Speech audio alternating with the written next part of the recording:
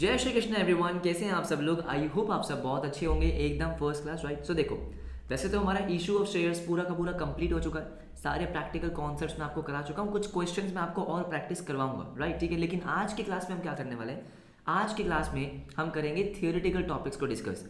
मैंने आपको कहा था कि एक थ्योरी की वीडियो जरूर आनी है, राइट। अगर आपको ध्यान हो, अगर आप रेगुलरली क्लासेस को फॉलो कर रहे हो, तो शेयर्स की पहली वीडियो में, फर्स्ट वीडियो में मैंने आपको थोड़ी बहुत शेयर्स की थ्योरी करा दी थी कि जैसे कंपनी क्या होती है ना। जैसे अगर मैं आपको यहाँ पे दिखाऊं, ये नोट्स है, ये नोट्स मैं आपको प्रोवाइड कर दूंगा, आप एप्लीकेशन पे डाउनलोड कर सकते हो, ठीक है। कंपनी क्या होती है ये हमने डिस्कस कर लिया था। फीचर्स ऑफ कंपनी हमारे हो चुके थे, राइट। लेकिन कुछ टॉपिक्स अभी बाकी है, कुछ टॉपिक्स बाकी थे, जैसे सिक्योरिटी प्रीमियम रिजर्व के 5 यूजेस, राइट। प्रेफरेंस शेयर्स के टाइप्स, बिल्कुल सही। ईसॉप क्या होते हैं, स्वेट इक्विटी शेयर्स क्या होते हैं, राइट। ये कुछ कुछ चीजें हमारी पेंडिंग है, तो आज की क्लास में हम वो सारे के सारे टॉपिक्स कवर कर लेंगे, सो दैट आपको पता है कल हम इशू ऑफ शेयर्स की मेंटी करने वाले हैं। मेंटी मतलब बहुत सारे एमसीक्यूज की प्रैक्टिस करने वाले हैं, तो वहां एमसीक्यूज में हो सकता है इसमें से कुछ क्वेश्चंस हो, तो इसलिए मैं आपको पहले ही कंप्लीट करवा रहा हूं, ठीक है। आ जाओ फटाफट से। जो जो टॉपिक्स हम ऑलरेडी कर चुके हैं फर्स्ट क्लास में वो तो ठीक है, जो रह गए हैं वो डिस्कस कर लेंगे। आ जाओ फटाफट से। देखो, ये हमारा हो चुका है, हाँ जी। पार्टनरशिप और कंपनी में डिफरेंस क्या होता है ये भी हो चुका है, ठीक है। अगर किसी ने प्रॉपरली क्लासेस को फॉलो नहीं किया है तो बेटा फर्स्ट और second class, I think first या सेकंड क्लास में ये सारे टॉपिक्स हमने डिस्कस कर लिए थे। आपको याद है ना बेटा, सारे टॉपिक्स ये हमारे डिस्कस हो चुके हैं, ठीक है। उसके बाद kinds of companies on the basis of liability done है, हाँ जी डन है, ठीक है। OPC private company, public company, ये भी हो चुका है। तो ये जो टॉपिक्स थे ये मैंने आपको फर्स्ट क्लास में करवाए थे। कब करवाए थे? फर्स्ट क्लास में। बेसिक मैंने आपको बताया था कंपनीज क्या होती है, टाइप ऑफ कंपनीज क्या होती है, राइट, उसके फीचर्स क्या होते हैं, ये सब मैं आपको पहले ही पढ़ा चुका हूँ। आओ फटाफट से नेक्स्ट। हाँ जी, उसके बाद देखो मेरी बात सुनो, उसके बाद हमने पढ़ा कि शेयर कैपिटल क्या होता है। पढ़ चुके हैं, हाँ जी बिल्कुल पढ़ चुके हैं। शेयर्स क्या होते हैं ये भी पढ़ चुके हैं, बिल्कुल राइट। ये सब कुछ हमारा हो चुका है, प्रोस्पेक्टस सब कुछ हो चुका है। उसके बाद अब आते हैं किस पे सर? काइंड्स और क्लासेस ऑफ शेयर्स पे। प्रेफरेंस शेयर्स और इक्विटी शेयर्स में डिफरेंस मैंने आपको थोड़ा बहुत डिस्कस करवाया था, आज हम इसी को पढ़ेंगे, किसमें? डिटेल में, ठीक है। आ जाओ। आपको पता है जो शेयर्स होते हैं वो दो टाइप्स के होते हैं, एक होता है प्रेफरेंस शेयर्स और एक होता है आपका इक्विटी शेयर्स। दोनों में डिफरेंस क्या है, राइट? दोनों में बहुत ज्यादा डिफरेंस है, ध्यान से मेरी बात सुनो। मैं हमेशा बोलता हूँ प्रेफरेंस शेयर्स बेसिकली कौन होते हैं? प्रेफरेंस शेयर्स होते हैं आपके रिलेटिव्स। क्या बात बोल रहे हो सर? हाँ बेटा, प्रेफरेंस शेयर्स होते हैं रिलेटिव्स, और इक्विटी शेयर्स आपके कौन होते हैं? जो आपके घर वाले लोग हैं, ये जो आपके घर में रहते हैं, है ना, आपके पेरेंट्स, आपके सिबलिंग्स, वो सब, राइट। सर क्या मतलब है? मतलब ये है बेटा, सुनो। शेयर्स कितने टाइप के? प्रेफरेंस और इक्विटी। प्रेफरेंस का मतलब समझते हो, जिसको आप पहले प्रेफर करते हो। तो जो प्रेफरेंस शेयर्स होते हैं इनके पास दो प्रेफरेंशियल पावर्स होती है, प्रेफरेंशियल राइट्स होते हैं। आराम से सुनो, क्या बोला मैंने? दो प्रेफरेंशियल राइट्स, मतलब ऐसी दो चीजें हैं जिसमें प्रेफरेंस शेयर्स को क्या दी जाती है? ज्यादा इंपॉर्टेंस दी जाती है। पहला क्या है? डिविडेंड। क्या? डिविडेंड। डिविडेंड आपको पता है क्या होता है? डिविडेंड होता है प्रॉफिट का पार्ट। कंपनी ने पूरे साल प्रॉफिट कमाया, वो प्रॉफिट किस में बांटेगी? शेयर होल्डर्स में। जो शेयर होल्डर्स को प्रॉफिट का पार्ट मिलता है दैट इज कॉल्ड डिविडेंड, ठीक है। अब जब कंपनी प्रॉफिट अर्न करती है तो सबसे पहले किस में बांटा जाता है बेटा? प्रेफरेंस शेयर्स में। मतलब सबसे पहले वो प्रॉफिट का पार्ट किसको मिलेगा? सबसे पहले डिविडेंड किसको मिलेगा? प्रेफरेंस शेयर्स को मिलेगा। प्रेफरेंस किसको मिल रही है? प्रेफरेंस शेयर्स को, डिविडेंड की। मतलब सर लेट्स से कंपनी ने 1 लाख रुपीस का प्रॉफिट अर्न किया है। कितना? 1 लाख रुपीस का प्रॉफिट अर्न किया है, हाँ। तो ये प्रॉफिट पहले आप किसको दोगे सर? पहले आप प्रेफरेंस शेयर्स को दोगे। किसको दोगे बेटा? प्रेफरेंस शेयर्स को। उसके बाद जो प्रॉफिट बच जाएगा, ठीक है, वो किस में बटेगा? इक्विटी शेयर्स में। जैसे फॉर एग्जांपल अगर आपके घर में खाना बनता है, क्या बनता है? मान लो कोई रिलेटिव आने हैं, फेस्टिवल है, कुछ भी है, तो बेटा पहले खाना किसको मिलता है? आपके रिलेटिव्स को, है ना, जो बाहर से आए हैं। घर वाले लोग बाद में खाते हैं। सिमिलरली यहाँ पे भी ऐसा है, ठीक है। जब कंपनी प्रॉफिट अर्न करेगी तो पहले किस में बटेगा? पहले आपके प्रेफरेंस शेयर्स में बटेगा, उसके बाद इक्विटी शेयर्स में डिस्ट्रीब्यूट होगा। बात समझ में आ गई? ठीक है। उसके बाद क्या होता है बेटा? उसके बाद प्रेफरेंस शेयर्स का जो डिविडेंड होता है ना, वो फिक्स होता है। मतलब हमने कुछ क्वेश्चंस भी करे थे जहां पे क्या लिखा हुआ था, जैसे ये लिखा होता है 12% प्रेफरेंस शेयर्स, 10% प्रेफरेंस शेयर्स, देखा था आपने? 12% प्रेफरेंस शेयर्स ऑफ ₹100 ईच, है ना, ऐसे बहुत सारे क्वेश्चंस थे। तो बेटा ये 12% क्या है? ये 12% होता है प्रेफरेंस शेयर्स पे डिविडेंड। अच्छा, मतलब सर मतलब ये अगर आपने 100 रुपए का एक प्रेफरेंस शेयर लिया है, क्या लिया है? 100 रुपीज का एक प्रेफरेंस शेयर लिया है, तो इस पे आपको 12% मतलब 12 रुपीज का डिविडेंड मिलेगा। वाह, समझ रहे हो, ये फिक्स होता है। अगर आपने 12% प्रेफरेंस शेयर्स खरीदे हैं तो आपको हर साल क्या मिलेगा, आपको हर साल 12 रुपए का डिविडेंड मिलेगा। बात समझ में आई, फिक्स। इक्विटी शेयर्स में ऐसा नहीं होता है, इक्विटी शेयर्स में ऐसा नहीं होता है। इक्विटी शेयर्स में अगर प्रॉफिट ज्यादा है तो ज्यादा डिविडेंड मिलेगा, कम है तो कम मिलेगा, प्रॉफिट नहीं है तो नहीं मिलेगा। बात समझ में आई। देखो पहला पॉइंट क्या है, राइट टू डिविडेंड। तो preferential right to receive dividend, preference shares के पास क्या होता है, प्रेफरेंशियल राइट, मतलब उनको पहले मिलता है इक्विटी शेयर होल्डर से, ठीक है। Dividend is paid after it is paid on preference shares, equity shares को, इक्विटी शेयर्स को बाद में मिलता है। All right. अगर आप थर्ड पॉइंट देखोगे, थर्ड पॉइंट क्या है, रेट ऑफ डिविडेंड। यहाँ पे फिक्स होता है, यहाँ पे फिक्स नहीं होता। बात समझ में आ गई, ठीक है। उसके बाद जो सेकंड प्रेफरेंशियल राइट है वो कैपिटल का। किसका बेटा, कैपिटल का। अच्छा, मतलब मान लो जब कंपनी वाइंड अप होगी, जब कंपनी बंद होगी, जैसे पार्टनरशिप का डिसोल्यूशन होता है, हाँ वैसे ही कंपनी का लिक्विडेशन होता है, मतलब कंपनी बंद होती है। कंपनी कभी ना कभी जब भी बंद होगी, जब कंपनी बंद होगी तो वो क्या करेगी, वो अपने शेयर होल्डर्स के कैपिटल को रीपे करेगी। बेटा जैसे आपने पार्टनरशिप में पढ़ा, पार्टनरशिप में क्या था, जब डिसोल्यूशन होता था तो क्या होता था, पार्टनरशिप फर्म, पार्टनर्स का जो भी कैपिटल का बैलेंस होता था वो वापस होता था, पार्टनर्स को अपने कैपिटल का बैलेंस मिलता था। सिमिलरली यहाँ पे जो शेयर होल्डर्स होंगे, कौन होंगे, जो आपके शेयर होल्डर्स होंगे, इनको पैसे वापस मिलेंगे, जो पैसे इन्होंने कंपनी को दे रखे वापस मिलेंगे। हाँ, तो यहाँ पे क्या है, पहले जो पैसे वापस मिलते हैं वो हमेशा प्रेफरेंस शेयर्स को मिलते हैं, तो यहाँ पे भी उनको प्रेफरेंस दिया जाता है। कंपनी जब पैसे वापस करेगी तो पहले किसको करेगी, प्रेफरेंस शेयर्स को, और उसके बाद करेगी इक्विटी शेयर्स को। देखो repayment of capital on winding up, repayment is done before equity share holders, ठीक है। On winding up equity share is repaid after preference share capital. बात समझ में आ गई। तो बेसिकली प्रेफरेंस शेयर्स के बाद दो राइट्स होते हैं, प्रेफरेंशियल, डिविडेंड का और कैपिटल का। उसको डिविडेंड पहले मिलता है, हाँ फिक्स मिलता है, कैपिटल का पेमेंट पहले मिलता है। बात समझ में आ गई। लेकिन बेटा एक फोर्थ पॉइंट है इंपॉर्टेंट, वोटिंग राइट्स। क्या है, वोटिंग राइट्स। वोटिंग राइट्स का मतलब क्या होता है, कंपनी में जो भी इंपॉर्टेंट डिसीजन लेने होते हैं, कंपनी के जो भी इंपॉर्टेंट डिसीजन होते हैं, किसी भी बिजनेस के इंपॉर्टेंट डिसीजन कौन लेता है, उसके ओनर्स। कौन लेते हैं बेटा, उसके मालिक लोग, ओनर्स लेते हैं, सही बात है, राइट। कंपनी के ओनर्स कौन होते हैं, शेयर होल्डर्स। कौन होते हैं सर, शेयर होल्डर्स, सही बात है। तो कंपनी में जो भी इंपॉर्टेंट डिसीजन होते हैं वो शेयर होल्डर से पूछ के लिए जाते हैं। अब शेयर होल्डर्स क्या करते हैं, शेयर होल्डर्स वोटिंग करते हैं, ठीक है। क्या होता है, जब भी एक जनरल मीटिंग होती है, एनुअल जनरल मीटिंग, आप बाद में पढ़ोगे कभी ग्रेजुएशन में, शेयर होल्डर्स की क्या होती है, एक मीटिंग होती है। वहां पे एक क्या होता है, एक क्राइटेरिया होता है, ठीक है। मतलब एक जिस चीज़ का डिसीजन लेना, जैसे कि भाई मुझे ये कंपनी खरीदनी है, कंपनी में इन्वेस्टमेंट करना है, ये सब चीज़ें जो भी आपके प्रॉब्लम्स है उस पर वोटिंग होती है। कौन कौन शेयर होल्डर्स इसके लिए एग्री कर रहे हैं, कौन कौन नहीं कर रहे हैं। तो बेसिकली कहने का मतलब क्या है, जो भी डिसीजन होते हैं उसमें शेयर होल्डर्स का वोटिंग राइट होता है। अब यहाँ पे वोटिंग राइट्स इक्विटी शेयर्स के पास होते हैं, प्रेफरेंस शेयर्स के पास नहीं होते। मतलब प्रेफरेंस शेयर्स कंपनी के डिसीजन में कोई भी पार्ट नहीं ले सकते हैं। बात समझ में आई, राइट। अब मुझे बताओ ना, मैंने क्या बोला, इक्विटी शेयर्स कौन होते हैं बेटा, घर वाले लोग। कौन होते हैं, घर वाले।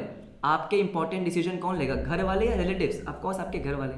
बात समझ में आ गई। तो देखो, no voting rights to participate in the management of the company, इनको कोई वोटिंग राइट नहीं मिलता है, इनके पास वोटिंग राइट होता है। बात समझ में आ गई। हो सकता है आपकी बुक में और भी पॉइंट्स दे रखे हो, मेन पॉइंट्स जो आपको पढ़ने हैं वो यही है। क्लियर है, क्लियर है। इसके बाद देखो बेटा, इसके बाद आपके पास आता है कि प्रेफरेंस शेयर्स अलग अलग टाइप के होते हैं।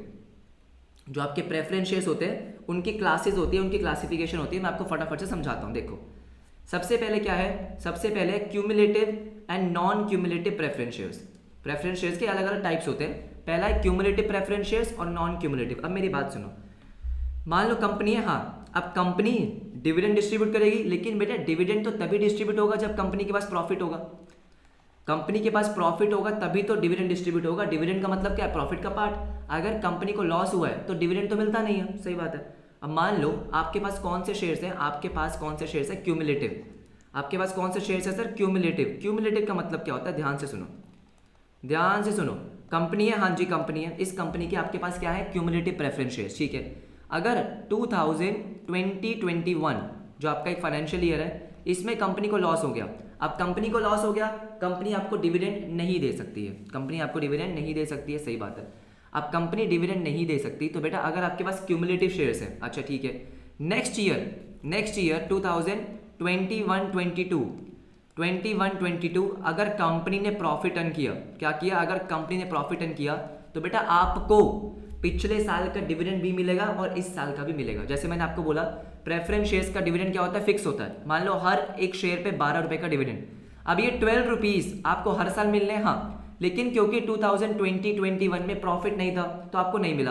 अगर आपके पास क्यूमुलेटिव है, क्यूमुलेटिव का मतलब समझते हो, जो इकट्ठा होता रहता है, क्यूमुलेट होता रहता है, इकट्ठा होता रहता है, तो अगर आपके पास क्यूमुलेटिव है तो बेटा नेक्स्ट ईयर अगर कंपनी ने प्रॉफिट अर्न किया तो आपको 2021-22 करंट ईयर का भी मिलेगा और आपको प्रीवियस ईयर का भी मिलेगा। तो अगर कोई अरियर है, आउटस्टैंडिंग है, पिछले साल का डिविडेंड क्या हो गया था, आउटस्टैंडिंग नहीं मिला था, तो अगले साल वो भी आपको मिल जाएगा, that is cumulative preference shares. लेकिन अगर आपके पास नॉन क्यूमुलेटिव है तो जिस साल प्रॉफिट होगा सिर्फ उसी साल आपको डिविडेंड मिलेगा। मेरी बात सुनो, एग्जाम पॉइंट ऑफ व्यू से बहुत ज्यादा इंपॉर्टेंट नहीं है, कभी एक आधा एमसीक्यू आ जाए तो आ जाए, बस आपको मीनिंग पता होना चाहिए, ठीक है। तो देखो फटाफट से, क्यूमुलेटिव प्रेफरेंस शेयर्स आर दो shares which has a right to receive the arrears of dividend. Arrear का मतलब आउटस्टैंडिंग, ठीक है। तो अगर कोई डिविडेंड आउटस्टैंडिंग रह गया, पिछले साल नहीं मिला, तो इनको अगले साल पिछले साल का भी मिलता है, ठीक है। देखो, which means if preference shares have not received the dividend in the previous year, the company shall pay the arrears previous year dividend as well as current year to the preference shareholders। क्या मतलब है sir इसका? वही मतलब है कि अगर किसी साल लॉस हो गया तो उस साल का डिविडेंड जो अरियर है, जो आउटस्टैंडिंग है, वो आपको अगले साल भी मिलेगा। किसको? क्यूमुलेटिव को।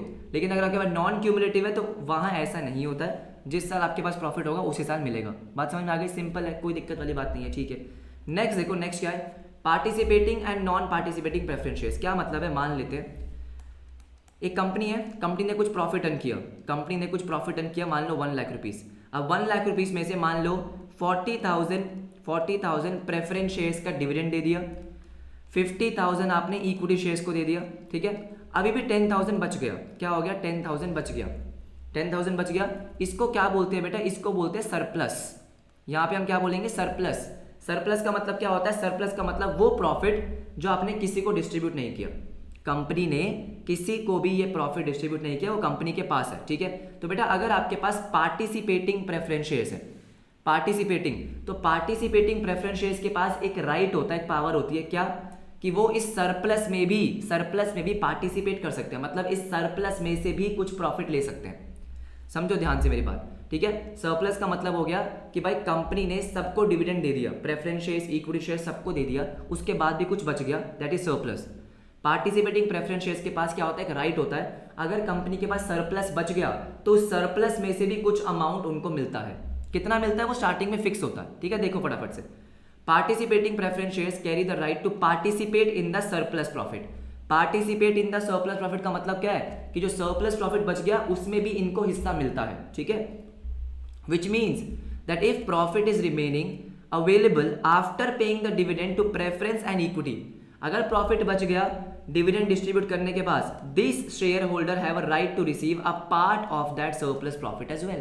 भाई बोल रहा है कि इनको उन सरप्लस में से भी कुछ पार्ट मिलता है। कितना मिलता है वो हमें नहीं पढ़ना, लेकिन मिलता है बस। बात समझ में आ रही है? ठीक है। देखो देखो देखो, this is participating preference shares. क्या आपको बात समझ में आ गई? यस और नो? ठीक है। तो पार्टिसिपेटिंग और non participating preference shares. Participating मतलब जो सरप्लस प्रॉफिट है, क्या है बेटा? जो सरप्लस प्रॉफिट है, उस सरप्लस प्रॉफिट में क्या मिला उनको कुछ पार्ट मिला, उनको पार्टिसिपेट करने को मिला, उसमें से भी कुछ पैसे मिलेंगे। नॉन पार्टिसिपेटिंग के पास ऐसा कोई राइट नहीं होता। जिनके पास नॉन पार्टिसिपेटिंग प्रेफरेंस शेयर्स होते हैं उनके पास ऐसा कोई राइट नहीं होता है। जितना उनको डिविडेंड मिलना था उतना मिल गया, बस। सरप्लस में उनका कोई पार्टिसिपेशन नहीं होगा। क्लियर है? They do not carry the right to participate in the profit remaining after dividend are paid. तो सरप्लस में से उनको कुछ भी नहीं मिलेगा। मीनिंग समझ में आना चाहिए बस। क्लियर है? ठीक है। इसके बाद आओ बेटा, convertible and non convertible preference shares. Convertible का मतलब क्या होता है? कि भाई इन प्रेफरेंस शेयर्स के पास एक राइट होता है कि ये कुछ टाइम पीरियड के बाद इक्विटी शेयर्स में कन्वर्ट हो सकते हैं, ठीक है। मान लो आपके पास कन्वर्टेबल प्रेफरेंस शेयर्स है, आपको बोलेंगे कि बेटा 3 साल बाद आपको एक राइट मिलेगा, एक टाइम पीरियड के बाद आपको एक राइट मिलेगा, आप चाहो तो अपने शेयर्स इक्विटी में कन्वर्ट कर सकते हो। That is convertible preference shares. Convertible preference shares are दो shares which carry a right to convert into equity shares. अब कुछ बच्चे सोचेंगे सर ऐसा हम क्यों करेंगे? बेटा देखो, आपको पता है प्रेफरेंस शेयर्स को डिविडेंड फिक्स मिलता है। क्या मिलता है? फिक्स, है ना। इक्विटी शेयर्स को फिक्स नहीं मिलता है। इक्विटी शेयर्स का जो डिविडेंड है वो किस पे डिपेंड करता है? कंपनी के प्रॉफिट्स पे। ज्यादा प्रॉफिट ज्यादा डिविडेंड, कम प्रॉफिट कम डिविडेंड। मान लो कंपनी ऐसी है जो ग्रो कर रही है, कंपनी में बहुत प्रॉफिट है, तो बेटा प्रेफरेंस शेयर्स में फायदा नहीं है, फायदा इक्विटी में है, राइट। तो अगर आपके पास कन्वर्टेबल प्रेफरेंस शेयर्स है तो आप चाहो एक टाइम पीरियड के बाद, अब ये टाइम पीरियड कहाँ से डिसाइड होता है, वो स्टार्टिंग में हो जाता है, स्टार्टिंग में डिसाइड हो जाता है, ठीक है। इस टाइम पीरियड के बाद आप अपने शेयर्स को इक्विटी में कन्वर्ट कर सकते हो। नॉन कन्वर्टेबल होते हैं जो इक्विटी में कन्वर्ट नहीं हो सकते। मीनिंग समझ में आ गया, ठीक है। लास्ट आपकी क्लासिफिकेशन है redeemable preference shares and irredeemable preference shares. अब ध्यान से मेरी बात सुनो। रिडीमेबल प्रेफरेंस शेयर्स का मतलब क्या होता है, किसका सर, रिडीमेबल प्रेफरेंस शेयर्स का मतलब क्या होता है, रिडीमेबल का मतलब है पैसे वापस मिलना। रिडीम का मतलब क्या होता है बेटा, जो पैसे आपने कंपनी को दिए हैं जब वो कंपनी वापस करती है उसको बोलते हैं रिडम्पशन। क्या बोलते हैं, रिडम्पशन। हाँ जी सर, बिल्कुल। जैसे हमारा अभी डिबेंचर्स का चैप्टर चल रहा है, वहां पे ये टर्म आया था, है ना, रिडम्पशन। रिडम्पशन का मतलब क्या होता है कि आपने जो कंपनी को वापस आपने जो कंपनी को पैसे दिए थे वो आपको वापस मिल रहे हैं, दैट इज रिडम्पशन, पैसे वापस मिलना। अब कुछ प्रेफरेंस शेयर्स होते हैं जो रिडीमेबल होते हैं, कुछ इररिडीमेबल होते हैं। मतलब सर रिडीमेबल का मतलब है कि आपको कंपनी पैसे वापस कर देगी during the period of the life time. मतलब ध्यान से मेरी बात सुनो, देखो ध्यान से सुनो, आपके पास एक कंपनी के क्या है sir, redeemable preference shares, redeemable preference shares. हाँ, मतलब आपको पैसे वापस मिल जाएंगे, ठीक है। आपने जो पैसे दिए हैं वो आपको 2, 5, 15 साल 20 साल में वापस मिल जाएंगे। मतलब कंपनी आपको पैसा वापस कर देगी जब तक कंपनी चल रही है, उसी के बीच में। मतलब कंपनी चल रही है, कंपनी अभी जिंदा है, कंपनी बिजनेस कर रही है, बिजनेस करते करते आपको पैसे वापस कर देगी। सर समझ में नहीं आ रहा, देखो इररिडीमेबल का मतलब क्या होता है, पहले वो समझाता हूं। देखो इररिडीमेबल का मतलब होता है कंपनी आपको पैसे वापस ही नहीं करेगी, कभी नहीं करेगी, नहीं, जब तक कंपनी बंद नहीं होगी। मैंने क्या बोला, जब तक कंपनी बंद नहीं होगी तब तक आपको वापस ही नहीं करेगी। मतलब जब कंपनी बंद होगी तब पैसे वापस मिलेंगे। हाँ, मतलब ये कंपनी है, इसका आपके पास 12% प्रेफरेंस शेयर है, 12% प्रेफरेंस शेयर है, कितने का, 100 रुपए का। तो ये जो 100 रुपए आपने कंपनी को दिए हैं ये तभी वापस मिलेंगे जब कंपनी बंद हो रही होगी। आपको हर साल क्या मिलेगा, डिविडेंड, हर साल डिविडेंड मिलेगा, लेकिन पैसे जो कैपिटल है वो वापस कब मिलेगा, जब कंपनी बंद होगी। उसको बोलते हैं इररिडीमेबल प्रेफरेंस शेयर्स। देखो दो शेयर्स उस कैपिटल इज रिडीम्ड और return eight the time of winding up. जब कंपनी बंद होगी सिर्फ तभी वैसे वापस मिलेंगे, राइट। तो रिडीमेबल का मतलब क्या हो गया, ऐसा नहीं है कि कंपनी बंद होगी तभी मिलेंगे, नहीं, आपको उससे पहले ही मिल जाएंगे, उससे पहले ही मिल जाएंगे, कंपनी चलते चलते ही मिल जाएंगे। कंपनी अभी ऑन गोइंग है, कंपनी गोइंग है, कंपनी चल रही है, बिजनेस हो रहा है, उसी के टाइम पीरियड में आपको मिल जाएंगे। मतलब कि भाई कंपनी ने बोला कि आपको 10 साल में पैसे मिल जाएंगे, 12 साल में, 20 साल में मिल जाएंगे, तो मतलब रिडीमेबल है कि इतने टाइम पीरियड के बाद मिल ही जाएंगे, दैट इज रिडीमेबल। अब यहाँ पे एक इंपॉर्टेंट पॉइंट क्या है कि कंपनी जो रिडीमेबल प्रेफरेंस शेयर इशू करती है that should not be exceeding 20 years. मतलब कोई भी ऐसा शेयर इशू नहीं होना चाहिए जिसका रिडीमेबल 20 साल के बाद है, मैक्सिमम 20 साल हो सकता है। समझ में नहीं आया, देखो कंपनी है, हाँ, कंपनी ने क्या किया, रिडीमेबल प्रेफरेंस शेयर इशू किया। अब ये जो पैसा आपको मिला है सॉरी, ये जो पैसा शेयर होल्डर ने आपको दिया है ये आपको मैक्सिमम 20 साल में वापस करना। मतलब 20 साल से ज्यादा आप अपने पास नहीं रख सकते। इनका मैच्योरिटी पीरियड है ना, मैच्योरिटी पीरियड 20 साल से ज्यादा नहीं हो सकता, बस यही पॉइंट है। With in 20 years, maximum 20 years के अंदर अंदर आपको पैसा वापस करना ही होता है। देखो are those preference shares whose capital is repaid और capital amount invested is redeemed at the time specified earlier. पहले से ही डिसाइड हो जाता है कि भाई आपको पैसा वापस कब मिलेगा, ठीक है। When shares were issued not exceeding 20 years, 20 years से ज्यादा नहीं हो सकता। क्लियर हो गया, आई होप आपको सबका मीनिंग समझ में आ गया होगा। हाँ सर, हाँ हमको आ गया। देखो इसके बाद देखो नेक्स्ट हमारा टॉपिक था क्लासिफिकेशन ऑफ शेयर कैपिटल। मतलब ऑथराइज शेयर कैपिटल आपको ऑलरेडी पता है, मैं पढ़ा चुका हूँ। जो मैं आपको पढ़ा चुका हूँ मैं आपको बता रहा हूँ, जो नहीं पढ़ाया वो मैं आपको पढ़ा दूंगा, ठीक है। ये ऑलरेडी मैं आपको बहुत डिटेल में पढ़ा चुका हूँ 2 बार। क्या बात कर रहे हो, हाँ, एक मैंने आपको पढ़ाया था फर्स्ट क्लास में, हाँ जी, एक मैंने आपको पढ़ाया बैलेंस शीट वाली वीडियो में। क्या आपको याद है, जिस क्लास में मैंने आपको पूरी बैलेंस शीट समझाई है उसमें भी पढ़ाया था कि ऑथराइज शेयर कैपिटल क्या होता है, मैक्सिमम शेयर कैपिटल, इशूड क्या होता है और आपका सब्सक्राइब क्या होता है। सब्सक्राइब में 2 होते हैं, fully paid up, not fully paid up, सब कुछ पढ़ा चुका हूँ, आप जाके देख सकते हो। अब क्या नहीं पढ़ाया बेटा, आओ फटाफट से, अरे फटाफट से आओ। सर हमने नहीं पढ़ा रिजर्व कैपिटल। हमने क्या नहीं पढ़ा सर, हमने रिजर्व कैपिटल नहीं पढ़ा, बिल्कुल नहीं पढ़ा। मैं आपको पढ़ाता हूँ। ध्यान से मेरी बात सुनो, ध्यान से मेरी बात सुनो, एग्जाम्पल से आपको सब कुछ समझ में आ जाएगा। कंपनी है, हाँ जी कंपनी है, कंपनी ने इक्विटी शेयर इशू किया, कोई भी शेयर हो सकता है, इक्विटी शेयर इशू किया कितने का, 10 रुपये का, ठीक है। इंस्टॉलमेंट में है सर, एप्लीकेशन कितने की है, 3 रुपीज़ की, अलॉटमेंट 4 रुपीज़ की, कॉल आपकी 3 रुपीज़ की, कोई दिक्कत नहीं है, ठीक है। कंपनी ने 3 रुपीज़ मंगवा लिए, हाँ जी मंगवा लिए, 4 रुपीज़ मंगवा लिए, हाँ जी मंगवा लिए। तो जो पैसे कंपनी मंगवा लेती है उसको हम क्या बोलते हैं सर, कॉल्ड अप कैपिटल, है ना, उसको क्या बोलते हैं, कॉल्ड अप कैपिटल, कि इतना अमाउंट कंपनी ने मंगवा लिया है। हाँ, 3 रुपीज़ अभी नहीं मंगवाए हैं, अभी नहीं मंगवाए हैं, बिल्कुल नहीं मंगवाया। अब मेरी बात सारे बच्चे ध्यान से सुनेंगे। कंपनी ने शेयर होल्डर को क्या बोला, शेयर होल्डर को बोला कि शेयर होल्डर सुनो, मैंने आपसे अभी 3 रुपये लेने हैं, बिल्कुल लेने हैं। ये 3 रुपये जो नहीं मंगवाया, पहली बात तो इसको हम क्या बोलते हैं, अनकॉल्ड कैपिटल।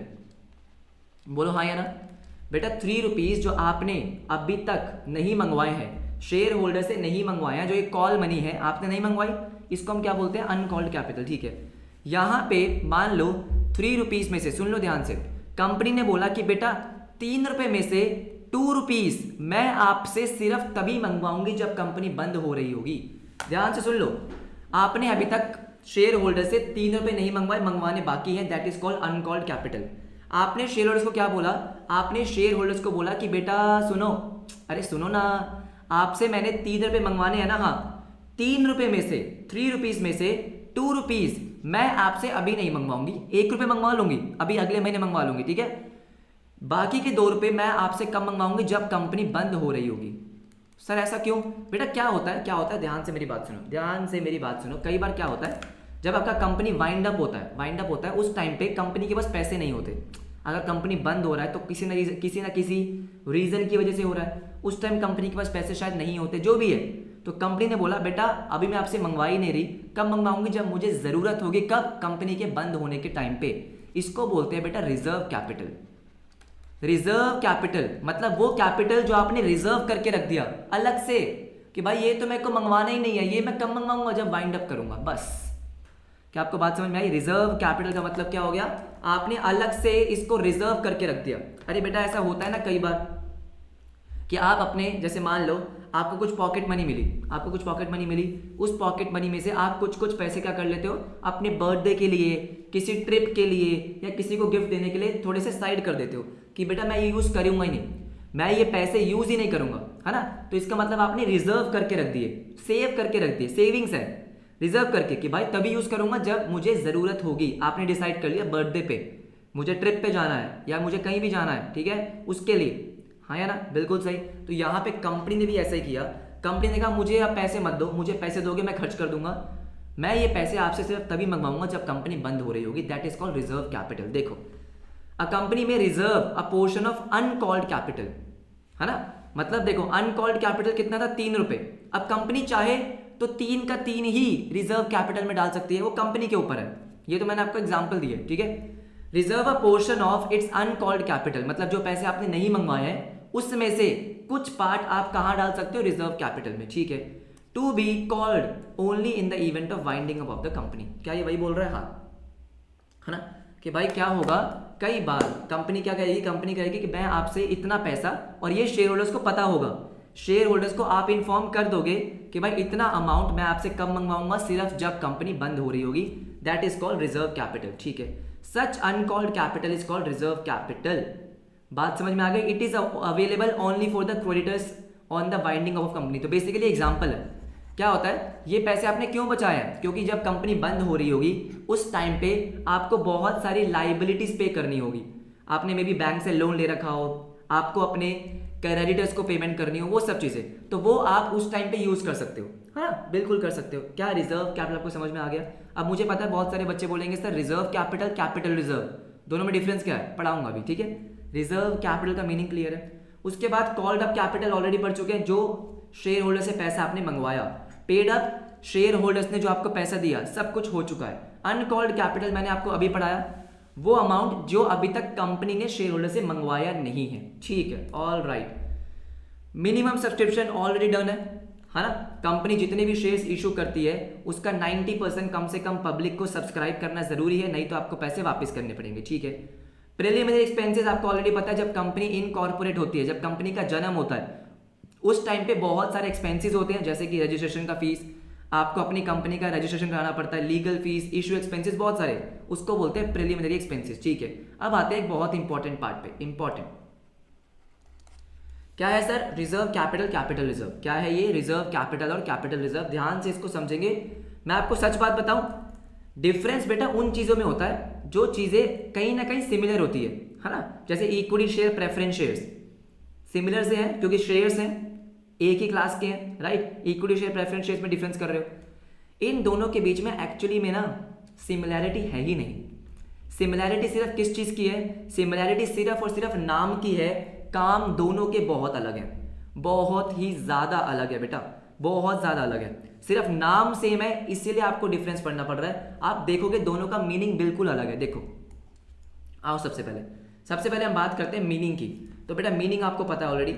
रिजर्व कैपिटल का मतलब है वो अमाउंट ऑफ कैपिटल जो आपने अभी शेयर होल्डर से मंगवाया नहीं है, और आपने उनको क्या बोला कि भाई ये मैं आपसे पैसा मंगवाऊंगा सिर्फ कब? जब कंपनी बंद हो रही होगी। बिल्कुल सही, दैट इज रिजर्व कैपिटल। दूसरा है कैपिटल रिजर्व। पहले ही पढ़ा चुका हूं मैं आपको।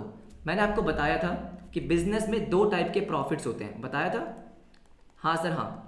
एक होता है बेटा आपका बिजनेस प्रॉफिट और एक होता है आपका कैपिटल प्रॉफिट। पढ़ा चुका हूं। बिजनेस प्रॉफिट का मतलब क्या होता है कि जैसे फॉर एग्जांपल अगर आप कोई भी बिजनेस कर रहे हो, चाय बेच रहे हो आप, तो चाय बेचने से जो आपको प्रॉफिट होता है दैट इज बिजनेस प्रॉफिट। लेकिन उसके अलावा किसी और एक्टिविटी से आपको प्रॉफिट होता है, उसको बोलते हैं कैपिटल प्रॉफिट। जैसे आपने जब शेयर फॉरफीचर किया है ना, जब आप शेयर फॉरफीचर करते हो बेटा, शेयर फॉरफीचर के बाद जब रीइश्यू होता है उसमें जो आपको प्रॉफिट होता है वो आपका कैपिटल प्रॉफिट है। क्यों? क्योंकि वो जो प्रॉफिट है वो आपको बिजनेस करने से नहीं हुआ है, किसी और अदर एक्टिविटी से हुआ है, दैट इज कैपिटल प्रॉफिट। वो आपके कैपिटल रिजर्व में जाता है। बोलो हाँ या ना, किस मतलब कैपिटल रिजर्व में जाता है। अब मेरी बात जरा ध्यान से सुनो, दोनों का मीनिंग समझ में आ गया कि भाई जो आपका कैपिटल प्रॉफिट होता है वो कैपिटल रिजर्व में ट्रांसफर होता है। अब मेरी बात जरा ध्यान से सुनो, ठीक है। मीनिंग देखते हैं फटाफट से। It is that part of the uncalled capital which is called in the event of winding up. Same है हाँ। अब आपकी बुक्स में कैपिटल रिजर्व में जो मीनिंग लिखा हुआ है, क्या लिखा हुआ है? It is that part of the reserves which is not free for distribution as dividend. अब इसका क्या मतलब है? ये पढ़कर बहुत सारे बच्चे परेशान होते हैं। सुनो मेरी बात ध्यान से सब बच्चे मेरी इस बात सुनेंगे।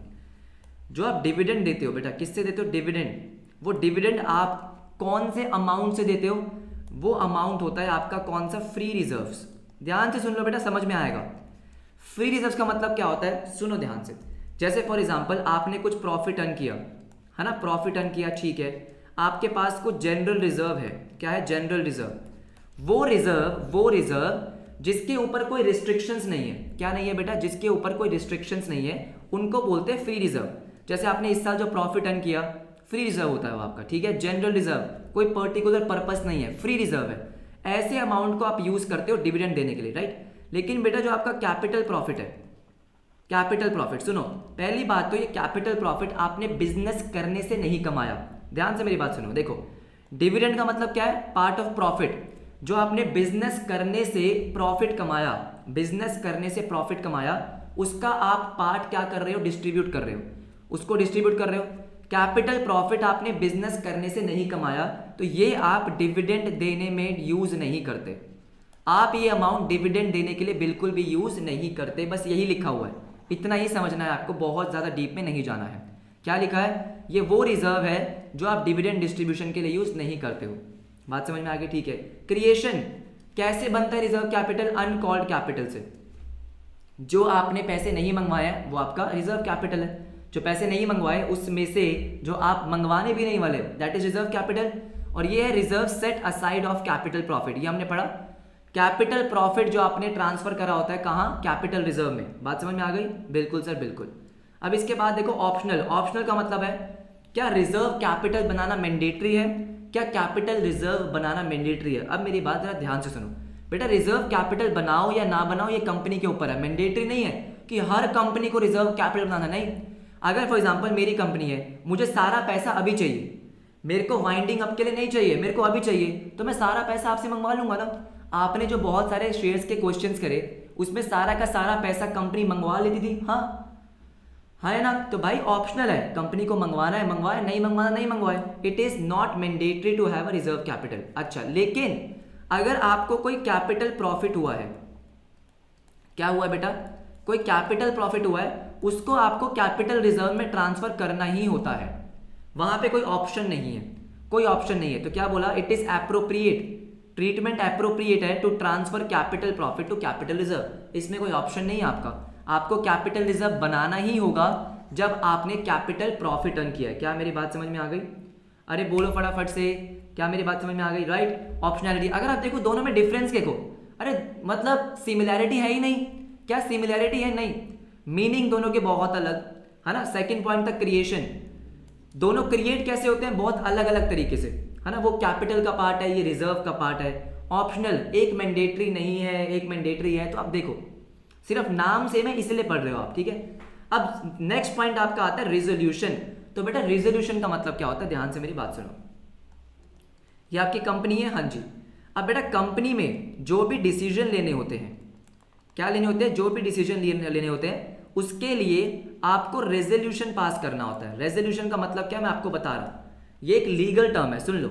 मैंने आपको बताया बहुत इंपॉर्टेंट डिसीजन लेने के लिए आपको शेयर होल्डर्स से क्या लेना होता है, उनका वोट लेना होता है, हाँ जी राइट, उनका वोट लेना होता है, बिल्कुल लेना होता है। तो देखो मान लो आपने एक मीटिंग करी जिसका जो एजेंडा है, एजेंडा पहले से पता होता है। एजेंडा मतलब कि भाई अब कौन सा डिसीजन लेना है। जैसे मान लो डिविडेंड जो है वो शेयर होल्डर्स को कितना देना है, क्या हम यहाँ पे इन्वेस्टमेंट करें, क्या हम जियो के प्राइस कम कर दें, ये बहुत सारे डिसीजन होते हैं, ठीक है। तो ये होता है आपके हर एक मीटिंग का एजेंडा होता है। क्या होता है, हर एक मीटिंग का एजेंडा होता है। एजेंडा आपको प्रेजेंट किया जाएगा शेयर होल्डर्स को, राइट, शेयर होल्डर्स को प्रेजेंट किया जाएगा और वो सब वोट करेंगे, सब वोट करेंगे। अगर आपको वोटिंग मिल गई 51% से ज़्यादा फेवर में, जैसे फॉर एग्जांपल मैं एक एग्जांपल लेता हूँ कि भाई क्या हुआ है, एक मीटिंग है, शेयर होल्डर्स की मीटिंग है, वहाँ पे एजेंडा क्या है, डिविडेंड का, कि भाई हम जो है 10 रुपीज़ पर डिविडेंड देने वाले हैं, ठीक है। कंपनी के जो डायरेक्टर्स हैं वो एक मीटिंग रखवाते हैं, किसकी, शेयर होल्डर्स की, और उनके सामने एजेंडा क्या होता है, वो बोलते हैं कि भाई हम सोच रहे हैं, कंपनी सोच रही है कि आपको हर शेयर पे 10 रुपए का डिविडेंड मिले, ठीक है। अब सारे के सारे शेयर होल्डर जो हैं वो वोट करते हैं, आप फेवर में हो या अगेंस्ट में हो। अगर 51% से ज्यादा फेवर में होते हैं तो वो डिसीजन पास हो जाता है, मतलब रेजोल्यूशन पास हो जाता है, समझ गए। इसको बोलते हैं रेजोल्यूशन पास होना। रेजोल्यूशन पास होना मतलब जब आपको फेवर में मेजॉरिटी वोट्स मिल जाते हैं, तो मतलब क्या है कि इस एजेंडा का रेजोल्यूशन पास हो गया। ये लीगल टर्म्स है, क्या है, लीगल टर्म्स है, ज्यादा डीप में जाने की जरूरत नहीं है आपको। एजेंडा का क्या है, रेजोल्यूशन पास हो गया है। बात समझ में आ गई, हाँ ठीक है। अब जो रेजोल्यूशन होते हैं वो दो टाइप के होते हैं। क्या होते हैं, दो टाइप के। बेटा मैं आपको लॉ पढ़ा रहा हूँ, सीए फाउंडेशन की लॉ पढ़ा रहा हूँ मैं आपको, ठीक है। एक होता है ऑर्डिनरी रेजोल्यूशन और एक होता है स्पेशल रेजोल्यूशन। अच्छा, अब क्या होता है, अलग अलग एजेंडास के अलग अलग रेजोल्यूशन होते हैं। मतलब जो बहुत ज्यादा इंपॉर्टेंट मैटर्स होते हैं, मतलब बहुत इंपॉर्टेंट होते हैं, उसके लिए स्पेशल रेजोल्यूशन। मतलब स्पेशल रेजोल्यूशन का मतलब होता है जहां पे 75% वोटिंग चाहिए। मतलब जितने भी आपके शेयर होल्डर्स हैं कम से कम 75% आपके फेवर में होने चाहिए, ये होता है स्पेशल रेजोल्यूशन। ऑर्डिनरी का मतलब होता है जब 51% भी चलेगा। बेटा ये सब आपकी बुक में नहीं है, यहाँ पे सिर्फ एक वर्ड गिवन है, स्पेशल रेजोल्यूशन, इसलिए मैं आपको पढ़ा रहा हूँ। और इंटरेस्टिंग चीज है, सुन लो, ठीक है। मैंने बोला दो रेजोल्यूशन होते हैं, OR ordinary, SR special resolution, ठीक है। ओआर का मतलब है कि जो आपके नॉर्मल कंपनी के मैटर्स होते हैं उसके लिए आप ओआर पास करते हो। अब कौन से डिसीजन के लिए कौन सा रेजोल्यूशन, ये नहीं पढ़ना है आपको, ये लॉ में पढ़ोगे आप, ठीक है। ऑर्डिनरी मतलब 51% अगर आपको वोट मिल गए तो आपका वो डिसीजन पास हो जाएगा, रेजोल्यूशन पास हो जाएगा। और एसआर मतलब कम से कम 75% चाहिए। अब देखो यहाँ पे क्या लिखा है, अगर आपको रिजर्व कैपिटल बनाना है तो उसके लिए क्या चाहिए, स्पेशल रेजोल्यूशन इज रिक्वायर्ड। बस ये वर्ड के लिए मैंने आपको पूरी कहानी समझाई है कि मतलब यहाँ पे आपको 75% से ज़्यादा वोटिंग चाहिए होती है, दैट इज स्पेशल रेजोल्यूशन। क्या है ये, स्पेशल रेजोल्यूशन। बात समझ में आ गई। तो अगर कंपनी चाहती है रिजर्व कैपिटल बनाना तो उसको स्पेशल रेजोल्यूशन पास करना पड़ेगा, और ऐसा कोई भी रेजोल्यूशन हमें कैपिटल रिजर्व के लिए नहीं चाहिए। मतलब कैपिटल रिजर्व, क्योंकि बेटा वो तो एक नॉर्मल ट्रीटमेंट है ना, अरे वो कोई डिसीजन नहीं है। कैपिटल रिजर्व में ट्रांसफर करना कोई डिसीजन नहीं है, ये तो नॉर्मल ट्रीटमेंट है कि अगर आपका कैपिटल प्रॉफिट हुआ है तो वो कैपिटल रिजर्व में जाएगा। उसके लिए आपको किसी की भी रेजोल्यूशन, किसी की भी अप्रूवल या किसी भी मीटिंग की जरूरत नहीं पड़ती है। बात समझ में आ गई। नेक्स्ट देखो, नेक्स्ट देखो देखो फटाफट से देखो। ओके सर, ओके, समझ में आ गया ना बेटा, आ भी जाना चाहिए था। देखो हाँ जी हाँ जी, देखो इसके बाद क्या है सर, इसके बाद आपका राइटिंग ऑफ कैपिटल लॉसेस। क्या मतलब है, देखो जैसे कैपिटल प्रॉफिट होता है, क्या होता है बेटा, कैपिटल प्रॉफिट, वैसे ही कैपिटल लॉस भी होता है। सर कैपिटल लॉस मतलब दो टाइप के लॉस होंगे, बिजनेस लॉस और कैपिटल लॉस। बिजनेस लॉस मतलब जो बिजनेस करते करते लॉस हुआ, चाय बेचने का लॉस हुआ, है ना, मतलब चाय बेचने से लॉस हो गया, ठीक है, चाय का सामान वेस्ट हो गया, लॉस हो गया। 10 रुपए की चाय 8 रुपए की बेचनी पड़ गई, लॉस हो गया। ये क्या, ये आपका बिजनेस लॉस है। उसके अलावा जो लॉस होता है वो कैपिटल लॉस होता है। सर मतलब जैसे चोरी हो गई, है ना, आग लग गई, ये सब आपके कैपिटल लॉसेज होते हैं। क्या होते हैं बेटा, कैपिटल लॉसेज होते हैं, बिल्कुल सही। अब ये कैपिटल लॉसेज आपको राइट ऑफ करने होते हैं। राइट ऑफ का मतलब क्या होता है आपको पता है बेटा? राइट ऑफ का मतलब अभी तक आपको समझ जाना चाहिए। राइट ऑफ का मतलब रिकॉर्ड करना। जैसे सर, जैसे फॉर एग्जांपल अगर कोई भी लॉस होता है, कोई भी लॉस होता है, वो आप प्रॉफिट एंड लॉस अकाउंट में रिकॉर्ड करते हो, हाँ या ना? अगर आपको कोई बिजनेस लॉस होता है तो क्या वो आप प्रॉफिट एंड लॉस अकाउंट में रिकॉर्ड करते हो? हाँ सर, हाँ करते हैं, बिल्कुल करते हैं। तो उसका मतलब होता है लॉस को राइट ऑफ करना, मतलब उस लॉस को रिकॉर्ड करना, उस लॉस को रिकॉर्ड करना। अब अगर आपको कोई कैपिटल लॉस हुआ है तो वो लॉस आप राइट ऑफ कर सकते हो, किससे? कैपिटल प्रॉफिट से। किससे कर सकते हो सर? कैपिटल प्रॉफिट से। तो अगर आपके पास कोई कैपिटल प्रॉफिट है, मतलब आपने कोई कैपिटल रिजर्व बना रखा है, क्या बना रखा है? कैपिटल रिजर्व, तो आप उसका यूज कर सकते हो कैपिटल लॉस को राइट ऑफ करने के लिए। सर मतलब देखो ध्यान से मेरी बात सुनो बेटा, ठीक है, आपके पास कैपिटल रिजर्व है, हाँ सर मेरे पास कैपिटल रिजर्व है, ओके। अब आपको क्या हो गया, आपको कोई नुकसान हो गया, आपको कोई कैपिटल लॉस हुआ, आपको क्या हुआ? कैपिटल लॉस हुआ। तो बेटा कैपिटल लॉस कहीं तो रिकॉर्ड करोगे ना, कहीं तो रिकॉर्ड करोगे। या तो आप कहाँ कर सकते हो? प्रॉफिट एंड लॉस अकाउंट में। तो बेटा प्रॉफिट एंड लॉस अकाउंट में रिकॉर्ड करने की जरूरत नहीं है इसको। क्यों? क्योंकि अगर आपके पास क्या है, अगर आपके पास कैपिटल रिजर्व है, अगर आपके पास कैपिटल रिजर्व है तो कैपिटल रिजर्व से आप क्या करोगे? उस लॉस को राइट ऑफ कर दोगे। सर जैसे बेटा कैपिटल रिजर्व जब बनाते हैं, आप कोई भी रिजर्व बनाते हो, कोई भी रिजर्व बनाते हो, तो रिजर्व होता है क्रेडिट। जब आप उस रिजर्व को यूज करोगे तो एंट्री क्या होगी? कैपिटल रिजर्व यूज करोगे, डेबिट, और लॉस को राइट ऑफ करना। अब मेरी बात सुनो, जब लॉस होता है तो लॉस डेबिट होता है। अरे अगर कोई भी लॉस होता है तो डेबिट होता है, उसको राइट ऑफ करोगे तो लॉस क्या होगा? क्रेडिट। क्या होगा बेटा? क्रेडिट। देखो राइट ऑफ का मतलब होता है उस अकाउंट को क्लोज करना। क्या करना? क्लोज करना। जैसे आपने पढ़ा गुडविल को राइट ऑफ करना, तो गुडविल को राइट ऑफ करने का मतलब गुडविल अकाउंट क्लोज करना, उसको हटाना। सिमिलरली किसी भी चीज को राइट ऑफ करने का मतलब होता है उस अकाउंट को क्लोज करना। तो आप इस अकाउंट को ऐसे क्लोज कर सकते हो कैपिटल रिजर्व का यूज करके। बात समझ में आ गई? अब देखो क्या है, it can not be use to write off capital losses. Of course, अरे मतलब ये कोई पॉइंट है क्या? रिजर्व कैपिटल है आपका, आप अपने कैपिटल को थोड़ी यूज करोगे अपने लॉस को राइट ऑफ करने के लिए, कैपिटल थोड़ी यूज होता है। बिल्कुल सही, आपका क्या यूज होगा? कैपिटल रिजर्व यूज होगा। It is use to write capital losses, simple सा पॉइंट है। डिस्क्लोजर मतलब कहां पे दिखाते हैं? अब मेरी बात सुनो बेटा, मेरी बात सुनो, आप रिजर्व कैपिटल कहीं भी सेपरेटली शो नहीं करते हो। सर क्यों? मेरी बात सुनो, मैंने आपको बैलेंस शीट पढ़ाया था, हाँ मैंने आपको बैलेंस शीट पढ़ाया था ना, बिल्कुल। मान लो 10 रुपये का शेयर है, 10 रुपीज़ का शेयर है, आपने अभी 7 रुपीज़ मंगवाए हैं, 7 मंगवाए हैं, तो हम क्या करते थे? हम subscribed but not fully paid up में डालते थे, subscribe but not fully paid up में डालते थे, है ना, कि 10 रुपीज़ का शेयर है लेकिन ₹7 कॉल्ड अप, बस यही करते थे। हमें अलग से कहीं पे ये दिखाने की जरूरत नहीं पड़ती कि भाई हमने कितना पैसा नहीं मंगवाया। आपको साफ साफ दिख रहा है आपने कितना पैसा नहीं मंगवाया, 3 रुपये। 10 रुपये का शेयर है, आपने 7 कॉल्ड अप है, तो 3 रुपये नहीं मंगवाए। तो रिजर्व कैपिटल आपको कहीं भी सेपरेटली शो करने की जरूरत नहीं होती है, कहीं आपको सेपरेटली शो नहीं करना बैलेंस शीट वगैरह में, ठीक है। इट इज़ नॉट डिस्क्लोज्ड, ये डिस्क्लोज नहीं होता है कहीं भी, ठीक है। लेकिन आपको पता है कैपिटल रिजर्व है, जितने भी रिजर्व होते हैं, जितने भी रिजर्व होते हैं वो कहाँ पे शो होते हैं? रिजर्व्स एंड सरप्लस में। कहाँ पे बेटा? रिजर्व्स एंड सरप्लस में। बैलेंस शीट में मैंने आपको बताया था बेटा, जब बैलेंस शीट मैंने आपको कराई थी, एक हेडिंग होती है शेयर होल्डर फंड्स। क्या होती है? Share holder funds. इसके अंदर सबसे पहला सब हेडिंग क्या होता है? Share capital. सबसे पहली जो आपकी हेडिंग होती है दैट इज शेयर कैपिटल, हाँ। सेकेंड आपकी कौन सी होती है? Reserves and surplus. Reserves and surplus, correct, ठीक है। तो रिजर्व्स एंड सरप्लस में जितने भी रिजर्व्स होते हैं वो सब आते हैं, तो कैपिटल रिजर्व आपका रिजर्व्स एंड सरप्लस में आता है। क्लियर है? ये आपका डिफरेंस हो गया रिजर्व कैपिटल, कैपिटल रिजर्व का। बहुत सारे बच्चे कंफ्यूज होते हैं क्योंकि यहाँ पे कुछ ऐसे टर्म्स यूज करे गए हैं जिनका मीनिंग आपको नहीं पता। आई होप मैंने आपको बहुत डिटेल में समझा दिया है, आपको समझ में आ गया है, आ गया ना समझ में। आओ फटाफट से नेक्स्ट देखते हैं।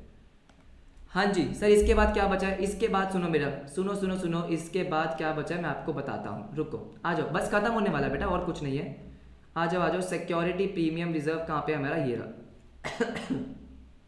हाँ जी सर, इसके बाद क्या है, एक इंपॉर्टेंट टॉपिक है, क्या टॉपिक है कि भाई जो भी आपका सिक्योरिटी प्रीमियम रिजर्व में, आपका सिक्योरिटी प्रीमियम रिजर्व में अमाउंट ट्रांसफर होता है, मैंने आपको बताया था उस अकाउंट में जो भी पैसे जाते हैं उसको खोलने की 5 चाबियां होती है, ये मैंने डिस्कस किया था कि भाई जो भी आपके सिक्योरिटी प्रीमियम रिजर्व में अमाउंट जाता है वो आप सिर्फ 5 पर्पसेस के लिए यूज कर सकते हो। वो कौन से पर्पस है, देखो देखो देखो देखो देखो क्या लिखा है, सिक्योरिटी प्रीमियम का restricted the use of premium account for the following purpose only, सिर्फ ये 5 ही पर्पस है, ठीक है। अब ये 5 पर्पसेस का प्रैक्टिकल एस्पेक्ट आपके सिलेबस में नहीं है, तो इनको समझना थोड़ा मुश्किल होता है, तो मैं आपको बोलूंगा कि बेटा समझाऊंगा मैं आपको, लेकिन आपको इसको याद तो करना पड़ेगा, याद तो करना पड़ेगा। देखो सबसे पहले क्या है, आप सिक्योरिटी प्रीमियम रिजर्व यूज कर सकते हो for issuing fully paid bonus share to the share holders. अब क्या मतलब है इसका, ध्यान से सुनो। पहली बात तो फुल्ली पेड बोनस शेयर्स का मतलब क्या होता है, sir fully paid bonus shares का क्या मतलब है, सुनो। मान लो आपके पास 10 शेयर्स हैं, क्या है 10 शेयर्स, तो कई बार कंपनी क्या करती है बेटा, कई बार कंपनी क्या करती है, आपको बोनस देती है, बोनस मतलब फ्री में शेयर देना, क्या देती है आपको, बोनस देती है, मतलब फ्री में शेयर। हाँ जैसे उन्होंने बोला कि भाई हम 1 शेयर फ्री दे रहे हैं जिनके पास 10 शेयर है, मतलब क्या हो गया कि भाई जिनके पास 10 शेयर है उनको 1 शेयर फ्री मिलेगा, उसको बोलते हैं बोनस शेयर। बेटा क्या बोलते हैं, उसको बोलते हैं बोनस शेयर देना।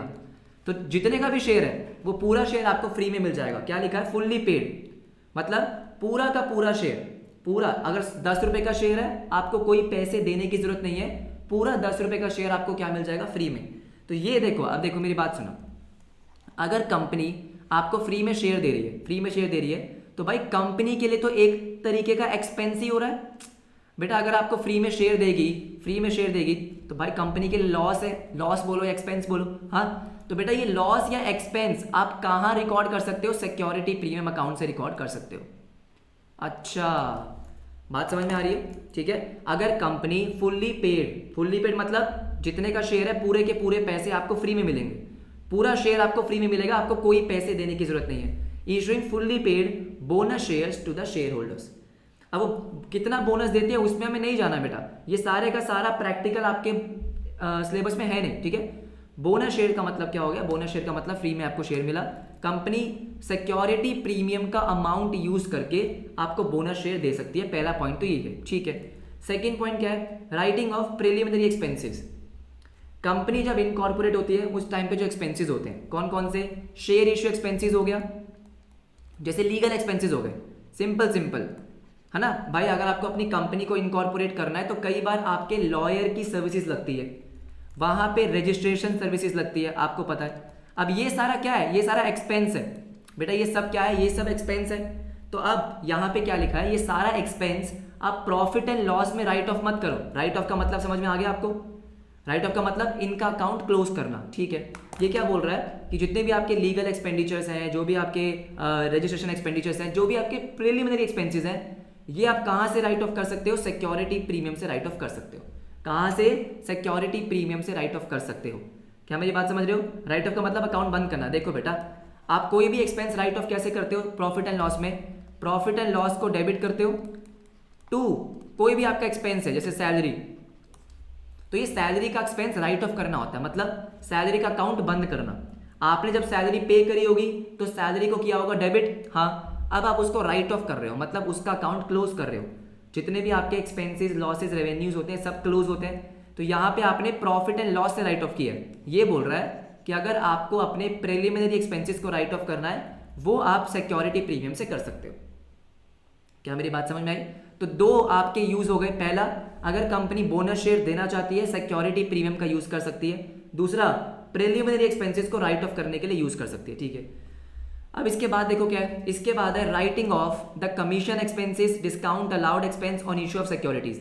यहाँ पे सिक्योरिटीज का मतलब क्या है बेटा? सिक्योरिटीज का मतलब है शेयर्स या डिबेंचर्स। शेयर्स या डिबेंचर्स, इनको हम सिक्योरिटीज बोलते हैं। आप बेशक शेयर्स बोलो या डिबेंचर्स बोलो, आप क्या बोलोगे इनको? सिक्योरिटीज, ठीक है। अब क्या होता है, जो आप कमीशन देते हो सर, जैसे कि आपकी अंडर राइटिंग कमीशन होती है है ना, brokerage commission, under writing commission होती है, discount allowed expense on issue of debentures. आपको पता है शेयर्स को तो आप डिस्काउंट पे इशू नहीं कर सकते, लेकिन आप डिबेंचर्स को कर सकते हो। डिबेंचर्स पे जो आप डिबेंचर्स पे आप डिस्काउंट देते हो, डिबेंचर चैप्टर चल रहा है हमारा, मैंने आपको पढ़ा दिया, डिस्काउंट का टॉपिक कल ही हुआ है, ठीक है। डिबेंचर्स पे जो आप डिस्काउंट देते हो, वो डिस्काउंट आप राइट ऑफ कर सकते हो, किससे? सिक्योरिटी प्रीमियम से। डिस्काउंट एक एक्सपेंस है, एक्सपेंस नॉर्मली कहाँ जाता है? प्रॉफिट एंड लॉस में। प्रॉफिट एंड लॉस में जाने की जगह आप क्या कर सकते हो? सिक्योरिटी प्रीमियम से राइट ऑफ कर सकते हो, ये पॉइंट है। देखो बेटा, अगेन प्रैक्टिकल एस्पेक्ट इसका इतना नहीं है, तो प्रैक्टिकली रिलेट करवाना थोड़ा मुश्किल होता है, ठीक है। आप याद कर सको प्रॉपरली, इसलिए मैं आपको प्रॉपरली समझा रहा हूँ। देखो, ठीक है, तो हमारा थर्ड क्या हो गया? अगर आपका कोई कमीशन एक्सपेंस है या फिर डिस्काउंट अलाउड एक्सपेंस है, किसका? On issue of securities. मतलब अगर आप कोई शेयर्स इशू कर रहे हो या अगर आप कोई डिबेंचर्स इशू कर रहे हो, कोई भी security, equity share, preference share, debenture, bonds वगैरह कुछ भी, ठीक है, इनको आप इशू कर रहे हो, ठीक है। इशू करने के टाइम आपने अगर उनको डिस्काउंट वगैरह दिया है या कोई कमीशन एक्सपेंस है, उसको आप राइट ऑफ कर सकते हो सिक्योरिटी प्रीमियम से, ठीक है। उसके बाद देखो क्या है, providing for premium payable on the redemption of any redeemable preference shares और डिबेंचर्स। अब इसका मतलब क्या होता है? देखो, अगर कोई प्रेफरेंस शेयर्स है जो रिडीमेबल है, मतलब आपने पैसे वापस करने हैं, या डिबेंचर्स हैं, ठीक है, डिबेंचर्स के पैसे वापस करने होते हैं, डिबेंचर एक लोन होता है, हाँ। अगर आप इनका रिडम्पशन प्रीमियम पे कर रहे हो सर, मतलब बेटा सुनो ध्यान से, जैसे अगर मैं आपको डिबेंचर का बताऊं, क्योंकि डिबेंचर हमारा चैप्टर अभी चल रहा है, ठीक है। मान लो आपने डिबेंचर फेस वैल्यू कितनी है? 100 रुपये, हाँ 100 रुपये की फेस वैल्यू है, लेकिन आपने क्या बोला पब्लिक को बोला मैं आपको 110 रुपये वापस करूंगा। आपने पब्लिक को क्या बोला कि बेटा ये 100 रुपये का डिबेंचर है, कितने का डिबेंचर है? 100 रुपये का, लेकिन मैं आपको कितने डिबेंचर्स वापस कर रहा हूं, और कितने वापस कर रहा हूं? 110। तो जो आप 10 रुपये फालतू उनको पे कर रहे हो, इसको बोलते हैं प्रीमियम ऑन रिडम्पशन। क्या बोलते हैं? प्रीमियम ऑन रिडम्पशन, हम डिबेंचर्स में पढ़ेंगे। तो बेटा ये प्रीमियम ऑन रिडम्पशन क्या है? कंपनी के लिए लॉस है, हाँ ना, कंपनी के लिए लॉस है बेटा, सिंपल सी बात है। अगर आप 100 रुपये की चीज 110 में दे रहे हो, अरे आपने डिबेंचर इशू करा 100 में, हाँ, पब्लिक ने आपको 100 रुपये दिए, लेकिन आप उनको कितना दे रहे हो? 110 रुपये। आप वापस कितना कर रहे हो? 110। तो ये 10 रुपीज जो आप एक्स्ट्रा दे रहे हो, फेस वैल्यू से ज्यादा दे रहे हो, इसको बोलते हैं प्रीमियम ऑन रिडम्पशन। अब ये प्रीमियम ऑन रिडम्पशन कंपनी के लिए लॉस है, हाँ, तो ये लॉस की भरपाई कहां से होगी? ये लॉस की भरपाई आप सिक्योरिटी प्रीमियम से कर सकते हो।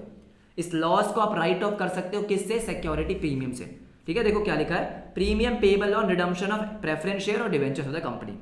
बात समझ में आ गई? तो हमने 4 पॉइंट कर लिए। पहला, अगर आपको बोनस शेयर इशू करना है, सिक्योरिटी प्रीमियम का यूज कर सकते हो। दूसरा, प्रीलिमिनरी एक्सपेंसेस को राइट ऑफ करने के लिए। तीसरा, अगर आप कोई भी सिक्योरिटी इशू कर रहे हो, शेयर्स, डिबेंचर्स, कुछ भी, उस टाइम पे, इशू के टाइम पे आपने कोई कमीशन का खर्चा किया है, राइट, या फिर आपने डिस्काउंट दिया है, उसको आप राइट ऑफ कर सकते हो सिक्योरिटी प्रीमियम से। चौथा, आप जो प्रीमियम ऑन रिडम्पशन देते हो, है ना, रिडम्पशन के टाइम पे जो प्रीमियम पे करते हो, उसको भी आप राइट ऑफ कर सकते हो, किससे? सिक्योरिटी प्रीमियम से। क्या आपको थोड़ा बहुत समझ में आ गया? हाँ या ना? आई होप आपको समझ में आ रहा होगा बेटा। लास्ट पॉइंट आपका क्या है? इन purchasing its own share, buy back the shares. अरे ये क्या है बेटा? Buy back of shares. अब बाय बैक ऑफ शेयर्स का मतलब क्या? ध्यान से मेरी बात सुनो। अब इसका भी प्रैक्टिकल पार्ट आपके सिलेबस में नहीं है, लेकिन उन्होंने थ्योरी में डाल दिया, तो मैं आपको थोड़ा बहुत समझाने की कोशिश करता हूं। देखो, बाय बैक द शेयर्स का मतलब क्या होता है? देखो, ये कंपनी है, हाँ, अरे ये क्या है? कंपनी है, ठीक है। अब इस कंपनी ने शेयर इशू कर रखे हैं। क्या कर रखे हैं सर? कंपनी ने शेयर इशू कर रखे हैं मार्केट में, है ना, पब्लिक को इशू कर रखे हैं, बिल्कुल। मान लो ये शेयर कितने का है? 50 रुपीज का मार्केट में चल रहा है। आपको पता है ना, स्टॉक एक्सचेंज में शेयर्स के मार्केट प्राइसेस आपको पता है ऐसे चलते रहते हैं। आपके कंपनी का शेयर 50 रुपये का, हाँ, लेकिन बेटा आपको लगता है, कंपनी को लगता है कि यार मेरा जो शेयर है ना वो 50 रुपये से ज़्यादा होना चाहिए।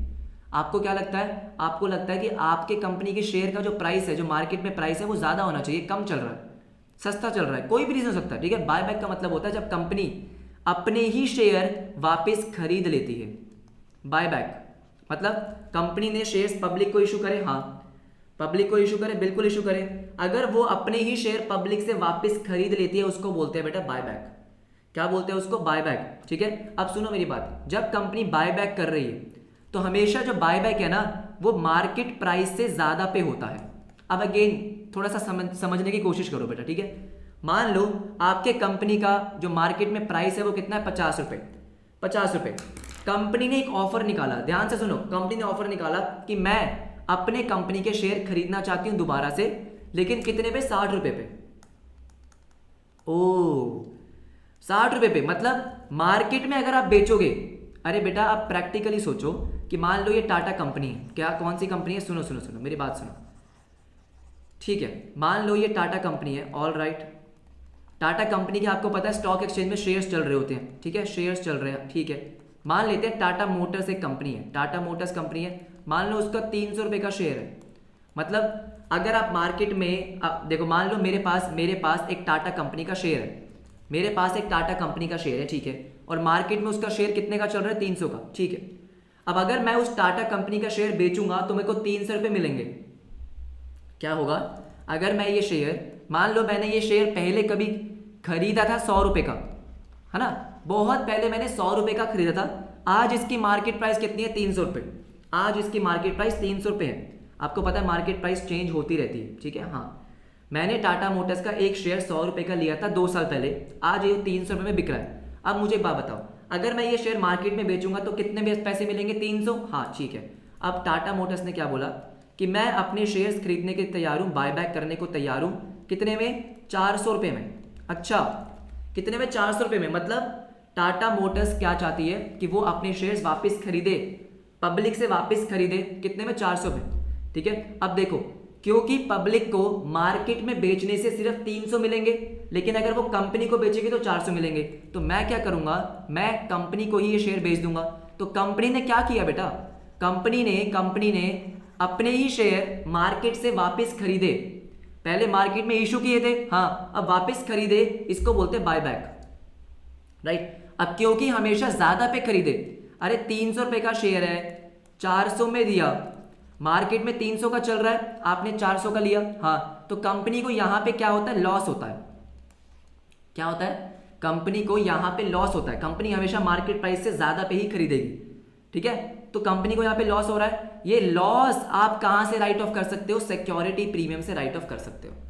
सर कुछ समझ में नहीं आया बेटा, अगर आपको समझ में नहीं आया तो मैं आपसे रिक्वेस्ट करूंगा कि प्लीज, ठीक है, इसमें बहुत ज्यादा डीप जाने की जरूरत नहीं है, क्योंकि इसका प्रैक्टिकल पार्ट नहीं है।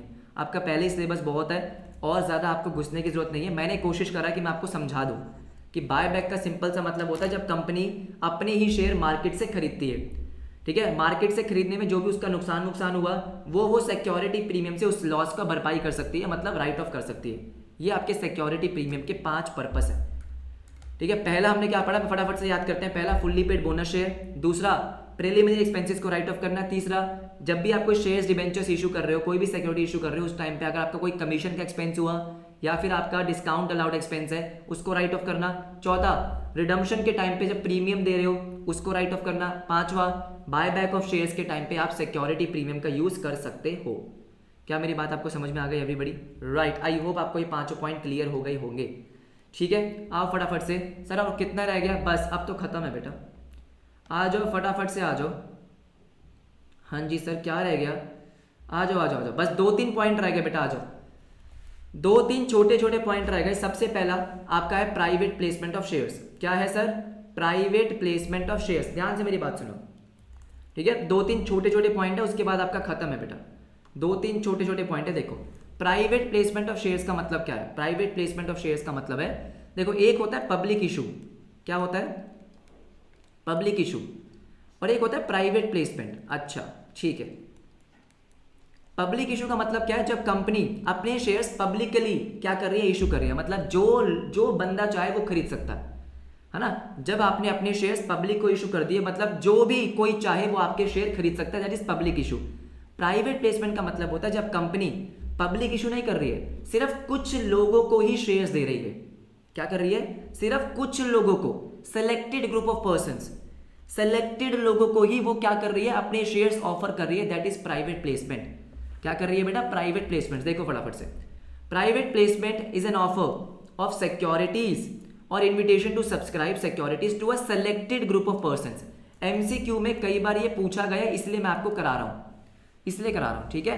प्राइवेट प्लेसमेंट ऑफ शेयर्स का सिंपल सा मतलब है जब कंपनी अपने शेयर्स सिर्फ कुछ सेलेक्टेड ग्रुप ऑफ पर्संस को ही ऑफर करती है, दैट इज प्राइवेट प्लेसमेंट, बस इसमें और कुछ नहीं है, और कुछ नहीं है, ठीक है। इसके बाद आ जाओ बेटा इंपॉर्टेंट ईसॉप और स्वेट इक्विटी शेयर। ध्यान से मेरी बात सुनेंगे, ठीक है, ध्यान से मेरी बात सुनेंगे। लास्ट टॉपिक है, थियोरेटिकल का लास्ट टॉपिक है। देखो सर ईसॉप और ईसॉप क्या होता है, पहले ये समझो क्या होता है बेटा। क्या होता है आपको पता है, एम्प्लॉइज कंपनी के बैकबोन है। मतलब अगर आपके एम्प्लॉइज बहुत बढ़िया है, टैलेंटेड है, स्किल्ड है, तो आपकी कंपनी बढ़िया बिजनेस करेगी, नहीं तो बेकार बिजनेस करेगी। एम्प्लॉइज पे डिपेंड करता है क्योंकि काम करने वाले तो एम्प्लॉइज हैं। तो कंपनी हमेशा ये चाहती है कि यार एम्प्लॉइज ना हमेशा क्या रहे, हमेशा इस कंपनी में वैल्यूएबल फील करें, कंपनी को छोड़ के ना जाए। तो आजकल कंपनी क्या करती है, कंपनी अपने शेयर्स एम्प्लॉइज को इशू करती है। क्यों? देखो मेरी बात सुनो। अगर आप कहीं पे काम कर रहे हो, ठीक है, नौकरी कर रहे हो, आप वहाँ पे कहीं पे जॉब कर रहे हो, तो आपको क्या लगता है कि यार मैं काम कर रहा हूँ, मतलब मेरी कंपनी थोड़ी है ना, पैसा तो कोई और कमा रहा है, मैं तो आ रहा हूँ, मेरे को महीने की पगार मिल रही है, काम कर रहा हूँ, जॉब कर रहा हूँ, है ना। तो इसीलिए कंपनी ने क्या बोला, कंपनी ने बोला कि बेटा सुनो, हम आपको क्या करेंगे, कंपनी के शेयर्स देंगे। जब कंपनी एम्प्लॉइज को शेयर्स देती है ना, तो एम्प्लॉइज को क्या होता है, ओनरशिप मिलती है। एम्प्लॉइज को क्या मिलती है, ओनरशिप, उनको अपनी कंपनी वाली फील आती है। बात समझ रहे हो? अरे पहले क्या फील आ रही थी, अरे आ रहे हैं, काम कर रहे हैं, पैसे मिल रहे हैं, जा रहे हैं, सिंपल सी बात है, हाँ या ना। लेकिन अब क्योंकि उनके पास कंपनी के शेयर्स हैं, कंपनी की जब ग्रोथ होगी तो उनके शेयर्स की वैल्यू बढ़ेगी। मतलब क्या है, उनको ओनरशिप वाली फील देना कि बेटा तुम कंपनी के एक इंटीग्रल पार्ट हो, इंपॉर्टेंट पार्ट हो। तो कंपनी क्या करती है, अपने शेयर्स देती है किसको, एम्प्लॉइज को। सर क्या फ्री में देती है? नहीं, फ्री में नहीं देती। कई बार हो सकता है बहुत सारी कंपनीज फ्री में दे भी दे। जनरली क्या होता है, मार्केट प्राइस से कम पे मिलते हैं। किस पे सर? मार्केट प्राइस से कम पे। मतलब अगर मेरे कंपनी का शेयर आज अगर कोई खरीदना चाहे तो मान लो 100 रुपए का, तो मैं एम्प्लॉइज को क्या बोलूंगा, एम्प्लॉइज को बोलूंगा बेटा सुनो, आप मेरे कंपनी में काम करते रहो, मैं आपको अपनी कंपनी का शेयर 40 रुपए में दे दूंगा। अब बात समझ रहे हो, कितने में? 40 रुपए में। अब सुनो मेरी बात, कंपनी की बहुत स्मार्ट है, क्या बोलती है, मैं आपको 40 पे दूंगा 2 साल बाद, 3 साल बाद, 5 साल बाद। मतलब वो ये चाहती है कि वो एम्प्लॉइज को रिटेन करे, वो ये चाहती है कि एम्प्लॉइज छोड़ के ना जाए। तो वो क्या बोलती है, मैं आपको टेंशन मत लो, मैं आपको एक गारंटी देता हूँ कि आप मेरे कंपनी के शेयर खरीद पाओगे 40 रुपए में 2 साल बाद। वाह, मतलब 2 साल मेरी कंपनी में कम से कम आपको रुकना पड़ेगा, आपको मेरे कंपनी के शेयर मिल जाएंगे, वो भी बहुत ही सस्ते रेट पे। इसको बोलते हैं एम्प्लॉय स्टॉक ऑप्शन प्लान। देखो, अ कंपनी में offer option to its employees. Option बेटा मैंडेटरी नहीं होता कि हर एम्प्लॉय को खरीदना ही है, ऑफर है, ऑफर, ठीक है। An employee director to subscribe shares of the company at lower than its market price fair value at a future date. अगर आज ही दे देगी तो कंपनी ने शेयर लिए और बाय बाय छुट्टी, शेयर लिए और टाटा बाय बाय। तो इसलिए कंपनी क्या बोलती है कि आपको बाद में मिलेंगे, मैं आपको दे रही हूँ गारंटी, इस प्राइस पे आपको शेयर मिल जाएंगे, सस्ते प्राइस पे, टेंशन मत लो, लेकिन आपको रुकना पड़ेगा, ठीक है, okay. It is known as employee stock option plan. It being an option granted by the company, an employee may or may not exercise. अरे अगर फॉर एग्जाम्पल कंपनी ने बोला सुनो, मैं आपको अपनी कंपनी के शेयर इस प्राइस पे दे दूंगा 5 साल बाद। अरे मेरे को अगर उस कंपनी में 5 साल नहीं रुकना तो मैं नहीं रुकूंगा। तो मतलब भाई ये एम्प्लॉयज के ऊपर है कि उनको ये चाहिए या नहीं चाहिए, ऑप्शन है। बात समझ में आ गई? अब एक और कॉन्सेप्ट होता है स्वेट इक्विटी शेयर्स का। अब मेरी बात सुनो, जो ईसॉप है, ईसॉप वो सब एम्प्लॉयज को दिया जा रहा है ना। ऐसा तो नहीं है जो बहुत बढ़िया एम्प्लॉय है उसको सस्ता रेट पे दे रहे हैं, बेकार एम्प्लॉय को महंगे रेट पे नहीं। ये सारे एम्प्लॉयज के लिए ऑलमोस्ट इक्वल ऑफर होता है, ठीक है। लेकिन कई बार क्या होता है, कंपनी अपने कंपनी के शेयर्स किसी ऐसे एम्प्लॉयज को देती है जो बहुत ही वैल्यूएबल एम्प्लॉय है। वैल्यूएबल एम्प्लॉय का मतलब क्या होता है, जिसने कंपनी के लिए कुछ बहुत ही बड़ा इनोवेशन किया है। क्या किया है? कुछ इनोवेशन किया है, कुछ इनोवेट किया है। मतलब स्वेट का मतलब क्या है बेटा, पसीना। तो अगर एम्प्लॉय ने अपना खून पसीना बहा के कुछ बहुत बढ़िया काम किया, क्या किया बेटा, कुछ बहुत बढ़िया काम किया, तो उनको as a reward company shares देती है, उसको बोलते हैं स्वेट इक्विटी शेयर्स। तो स्वेट इक्विटी और ईसॉप दोनों में बहुत फर्क है। ईसॉप आपके रिवॉर्ड्स, मतलब आपकी परफॉर्मेंस के बेसिस पे नहीं मिल रहा है, राइट, आपको ऐसा दिया जा रहा है एज अ ओनरशिप, ताकि आप ओनरशिप फील करो, है ना, आप ज़्यादा अकाउंटेबल फील करो। स्वेट इक्विटी शेयर सिर्फ उन्हीं एम्प्लॉयज़ को दिया जाएगा जिसने कुछ बहुत ही तगड़ा काम कर दिया है ना। जैसे फॉर एग्जांपल मान लेते हैं कि किसी एम्प्लॉय ने आपके सॉफ्टवेयर में कोई बग्स निकाल दिए, मतलब कुछ डिफ़ॉल्ट निकाल दिया, कुछ कर दिया, या उसने कुछ बहुत ही बढ़िया चीज़ बना दी है, कुछ भी हो, और कंपनी चाहती है, कंपनी उसको रिवॉर्ड देना चाहती है। कंपनी क्या चाहती है? कंपनी उसको रिवॉर्ड देना चाहती है, तो वो क्या करेगी? तो वो उसको शेयर इशू करेगी। उसको हम क्या बोलेंगे? Sweat equity shares. क्या बोलेंगे? Sweat equity shares. क्लियर है एवरीबडी? Right, okay. सो जो भी आपकी शेयर्स की थ्योरी है, शेयर्स की थ्योरी यहाँ पे आपकी कंप्लीट होती है। इसके अलावा शेयर्स की थ्योरी में आपका और कुछ भी नहीं है। जितनी भी थ्योरी थी मैंने आपको सब करा दी, एमसीक्यूज वगैरह सब कुछ, ठीक है, सब कुछ इसमें आपका कवर हो जाएगा। राइट, आई होप आपको समझ में आ गया होगा। ओके, सो जैसे कि आपको पता है कि कल 11 बजे, कल 11 AM आपकी क्या है? मेंटी है। एमसीक्यूज सारे के सारे बच्चों को आना है, ज्वाइन करना है, बहुत मजा आएगा। ठीक है, इसको अच्छे से प्रैक्टिस कर लेना। अगर आपको समझ में आ गया, आपको पता है क्या करना है, पूरा चैप्टर मैंने आपको कंप्लीट कर दिया। वीडियो को लाइक कर देना, कमेंट आप ही के लिए होता है बेटा। राइट, और अगर आप चैनल पे पहली बार आए हो तो किसका वेट कर रहे हो? जाके प्लेलिस्ट चेक करो, सारी वीडियोस आपको वहाँ पे मिल जाएगी। ठीक है, मिलेंगे आपसे नेक्स्ट क्लास में, तब तक के लिए बाय बाय, टेक केयर।